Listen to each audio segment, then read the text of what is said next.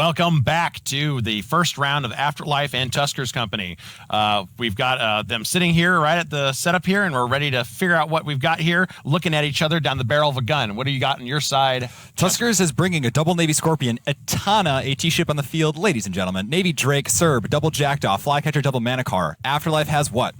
2 Paladins, a Baelgorn, Augur, Magnus, Pontifex, Blackbird, Manticore. So, interestingly enough, both teams warping in at range, except for Afterlife's Magnus, which is warped in at 0. I'm not sure if that's a mistake or if they plan to have it there, but it's an interesting place to have a Magus straight at 0. Match is beginning now, and it is beelining straight away. I wonder if it'll be back. Tuskers is primarying it. Oh, and Logi's catching it right away. Great call. Okay, so I think they might be able to save it unless some extreme alpha comes back through now.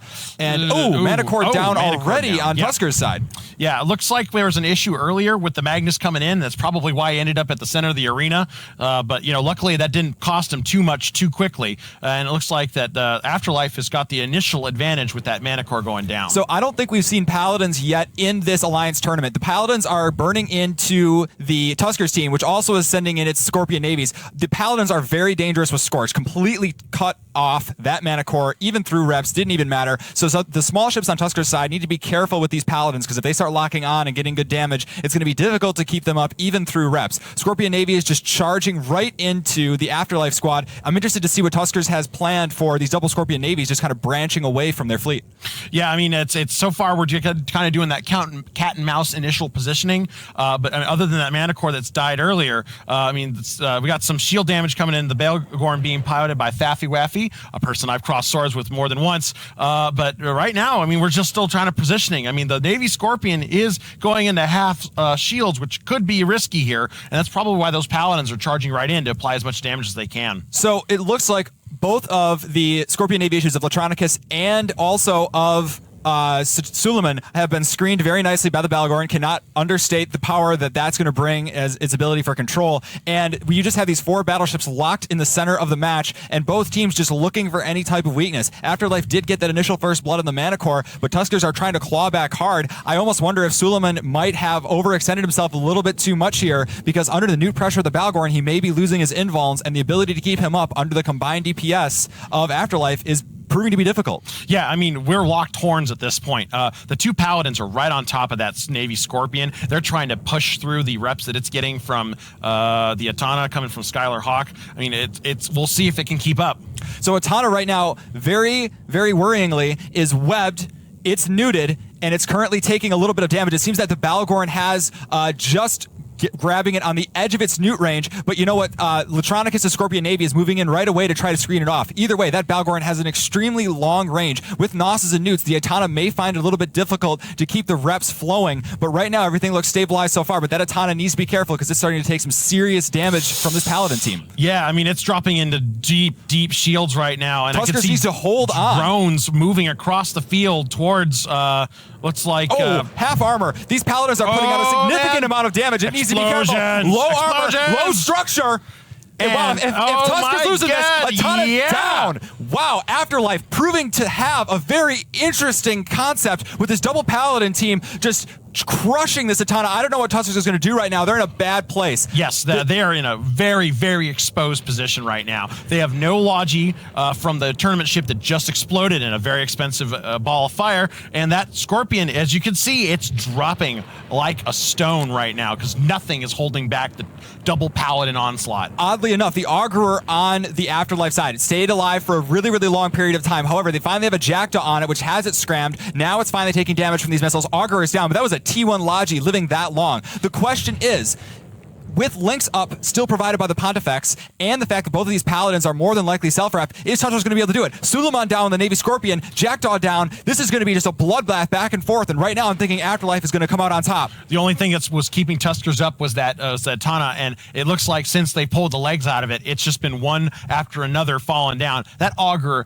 totally kept himself alive long enough to let Afterlife push the winning needle to their column very solidly. And this is is the problem when you are running missile-based setups. If you cannot get any webs, any scrams, or newts on an enemy logi ship that has an afterburner, it's very difficult to apply missile DPS, and you're seeing that right here. The Balgorn piloting of Faffy Waffy cannot be understated, making some clutch plays, grabbing that Atana that drifted just a little bit too close into range, and those Paladins, their ability to apply projected DPS onto targets, especially EM, which isn't exactly the type of damage the Atana likes to see, is just going to be devastating. Yeah, I mean, EM damage coming from those two types of ships against a shield setup, that's about as good an opportunity as you can get coming in from the tournament. You land, you see, excellent, everything shields, and that's exactly the damage that I'm doing that they don't want to see. It was absolutely really good play by these Paladin pilots. They've been moving around the map appropriately. They've been slowing down their ships, applying the damage where it's needed. And you know what? This has to be just heart-wrenching for Tuskers. Not only are they going to be losing the match, but they're also dropping an AT ship for it. This best of 3 is going to be explosive between these two teams. If this is just the first match in general, I'm very excited to see what Tuskers is going to do. They're a very good team. They're going to come back with something. And you know what? Afterlife, kind of being a dark horse, being underrated, they took out Exodus. They actually stomped Exodus, and now they're coming in here, and without even using an AT ship, using a T1 Logi, making Tuskers look foolish. I am excited to see if Afterlife has what it takes to go all the way. Yeah, I definitely think that this is a very strong first of 3 here, where Afterlife has come in, took the boar by the tusks, and rolled it over.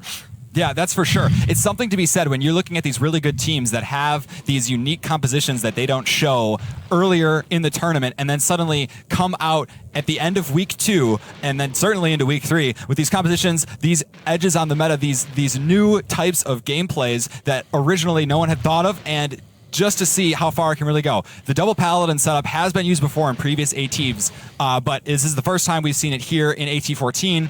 Absolutely. Really nice to see it played very, very well. I mean, this is a nice setup. I like the way it looks. It's got everything you want. A little bit of Logi, and we're seeing these Tech 1 armor Logis with these heavy armor ships. It's got the Pontifex providing links and just that double Paladin backbone with the Balgorn, of course, which just makes applying that damage from the Mega Pulse lasers that much easier.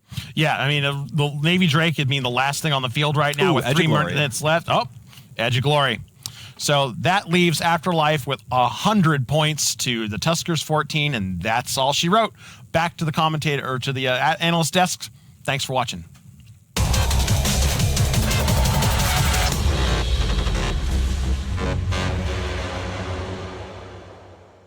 CCP Rise, who do you like in this?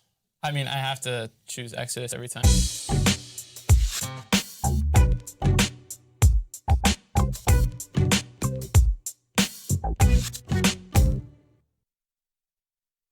Kick-Hat is out of bounds. Swatch is out of bounds. Oh, Swatch is out of bounds. Cobb is out. out too. Burley's out. Yep. I have EC300s on me, and I'm jammed. Did we just put Oh our yeah, own- those are friendly. Good fight. I'm down, Red Burley down. What the fuck? I shot Burley. Guys.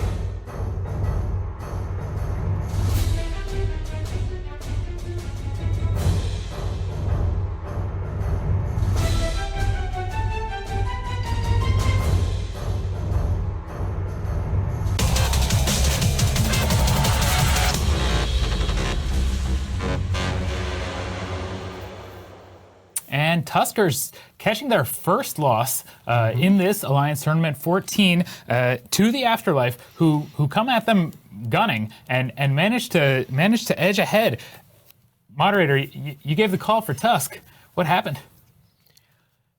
I'm not sure what happened. He's at a loss for words. We're moving on to Fozzie. No, go, moderator. Go. No, really though, I think what they needed to do is, instead of trying to kill anything else, they needed to kill the Augurer. Eventually they would have sent rep drones on them. You have a Cerberus, you have Jackdaws, you have Navy Scorpions that can shoot out. It's only a Tech 1 logistics. It will break eventually. Then you can kill the Maguses, you can kill the Lynx, you can kill the Bombers on support. Obviously Tuskers knows more about the comp than I do, but I'm confused. Did they not take it seriously? Tuskers banned out the Oneros and the Guardian. Why not go after that all year? Did they know? Were they trying to push them into shields because they're weak against that armor comp? They probably felt that they needed to get a web on it to be able to apply real damage to it. It's going to be afterburning. I assume those were crews, Navy Scorps. You'd be eating away at it a bit, but with a lot of rep drones, unless you can get a ship with a smart bomb on top of it, get a ship with a web on top of it, you might not be able to kill it. I think it was a tough choice. I do think going after the Augurer would have been something worth at least trying. But again, who would have expected that Paladins would be the surprise setup that Afterlife is holding back for the... that pilot Pandy, really coming forth with that Paladin, and that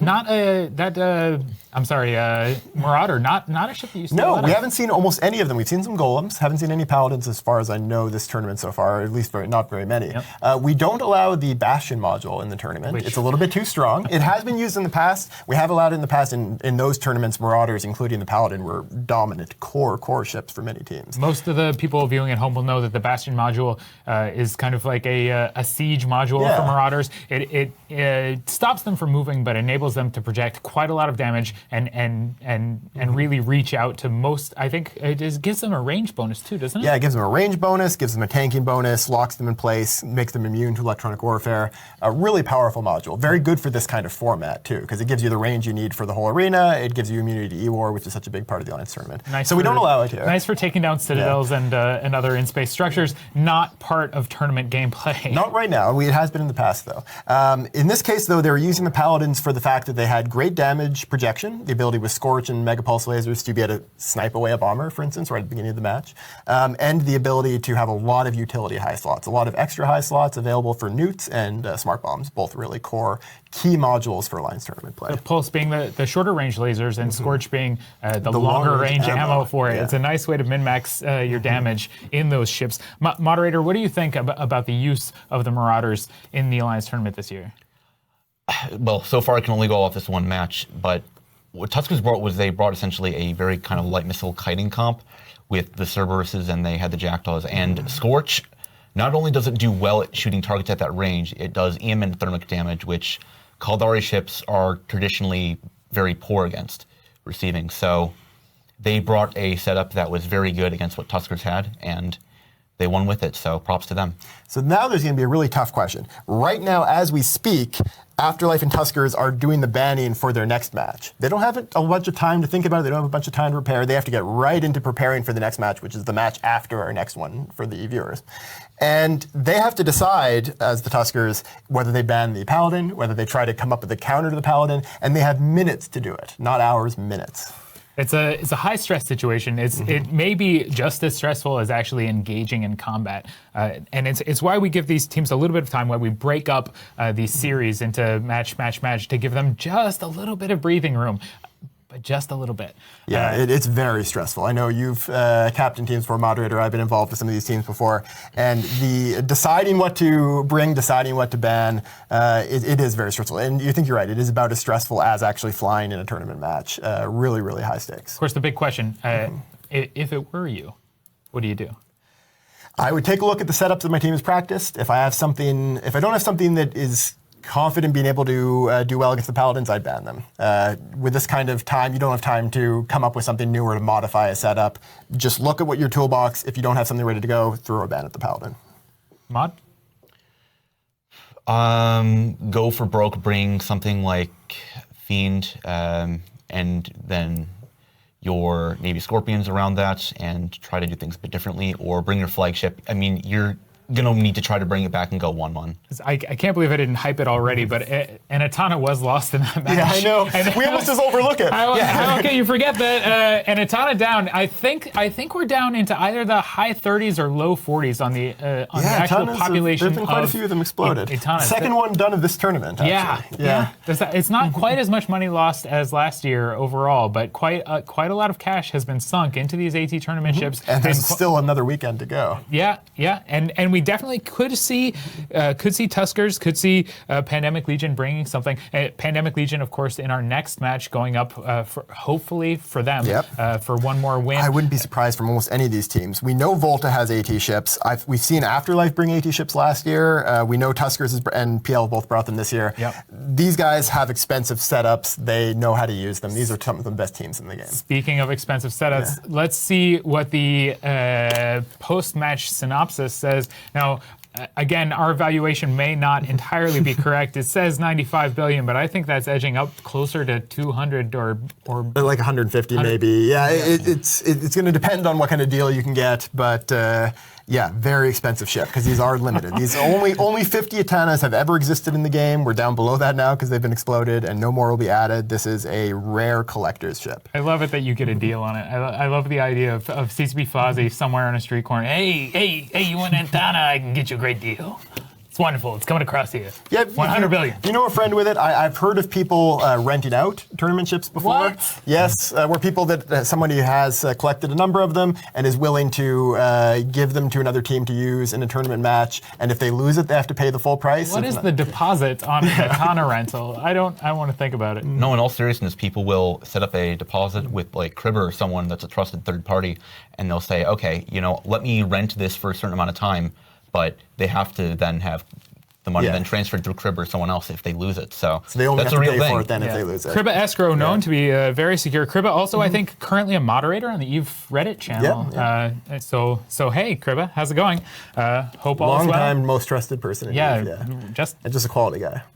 After yourself, Fozzie. Everyone agrees with all of your decisions and trusts you immensely.